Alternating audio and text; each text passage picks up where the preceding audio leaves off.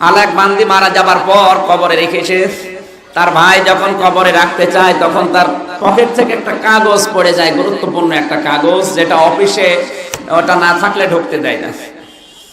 মাটি দেওয়ার পরে সকালবেলা 10টার দিকে অফিসে যাবে ওর ভাই, কিন্তু সেই কাগজটা পাচ্ছে না, কোথায় গেল।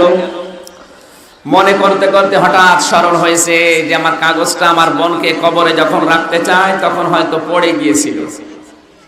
সঙ্গে সঙ্গে ওখান থেকে আসলেন কবরস্থানে, বোনের কবর তিনি একটা একটা করে মাটি সরাতে লাগলেন।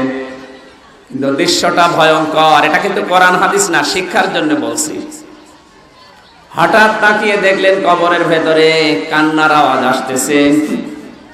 নিজের কাফনগুলো দাঁত দিয়ে টেনে টেনে মেয়েটা ছিঁড়ছে।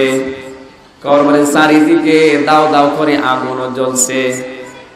চিৎকার করে আল্লাহু আকবার বলে দৌড় দিয়ে মায়ের কাছে এসে বলে, মা, আমার এই বোন কোনো হারামি কাজ করেছিল দুনিয়ায়। মা বলে, না, একে কোনো হারাম কাজ করতে আমি অন্তত দেখিনি, তবে একটা কাজ আমার চোখে ধরা পড়েছে। ও নামাজও পড়তো, রোজাও রাখতো, পর্দাও করতো, কিন্তু নামাজটা সময় মতো পড়তো না। জোহরের নামাজ পড়তো আসরের সময়, আসর পড়তো মাগরিবের সময়। আমার মনে হয় নামাজ যে গুরুত্বপূর্ণ বিধান, এর গুরুত্ব না দেওয়ার কারণে, সময় মতো না পড়ার কারণে মহান আল্লাহ তাকে শাস্তি কবরে দিচ্ছে।